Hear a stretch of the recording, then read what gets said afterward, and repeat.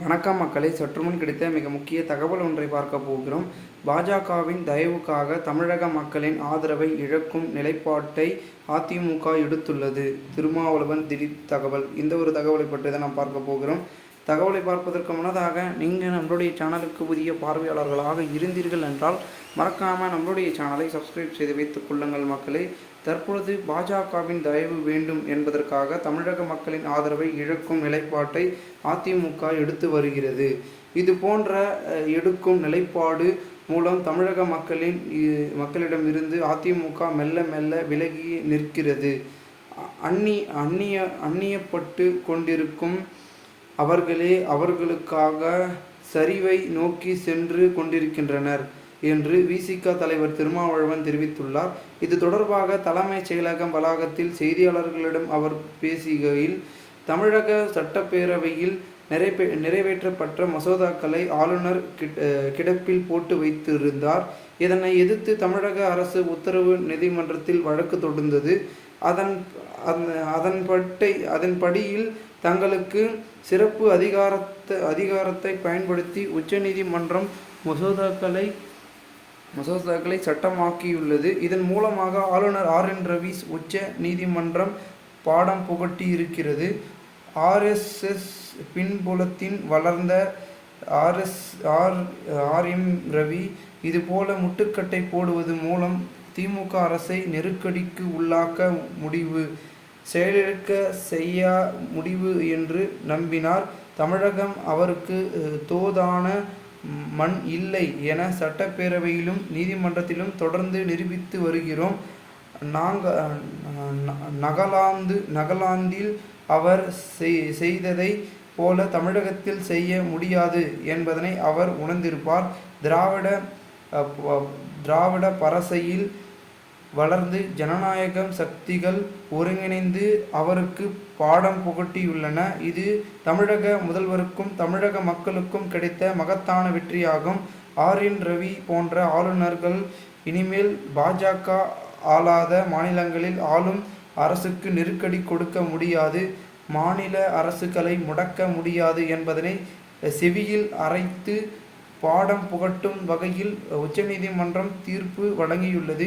எனவே தான் முதல்வரை சந்தித்து வாழ்த்து தெரிவித்துள்ளேன். இன்று மாலை நீட் தொடர்பாக சட்டப்பேரவை தலைவர் உடனான கூட்டம் முதல் தலைமையில் நடைபெற உள்ளது.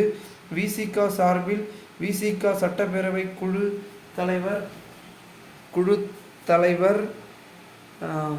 உறுப்பினர் மற்றும் சட்டப்பேரவை உறுப்பினர் சிந்தனை செல்வன், சட்டப்பேரவை உறுப்பினர் பாலாஜி ஆகியோர் பங்கேற்று உள்ளனர். நீட் தொடர்பாக நடைபெற்ற உள்ள இந்த கூட்டத்தில் வரலாற்று சிறப்புமிக்க முடிவுகளை எடுக்க வேண்டும், அதற்கான முன்னெடுப்புகளை முதல்வர் எடுப்பார் என்றும் நம்புகிறோம்.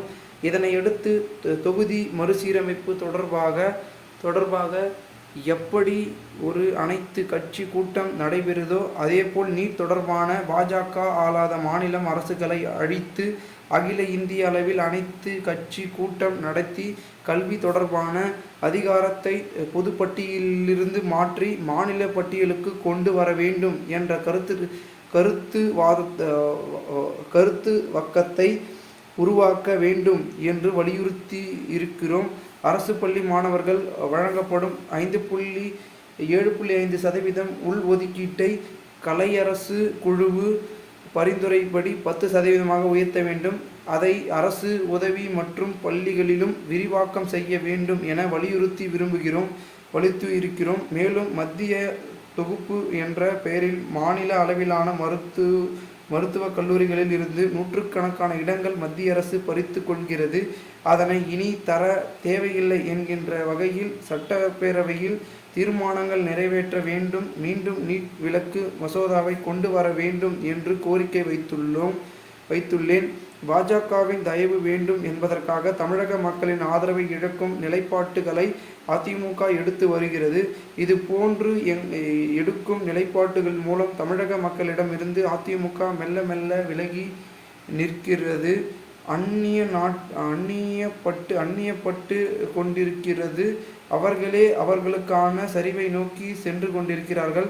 நீட் விலக்கு மசோதாவை சட்டப்பேரவை நிறைவேற்றி ஆளுநரின் ஒப்புதலுக்கு அனுப்புவதை தாண்டி வேறு என்ன ஆளுங்கட்சி செய்ய முடியும் என்பதனை அதிமுக விளக்க வேண்டும்.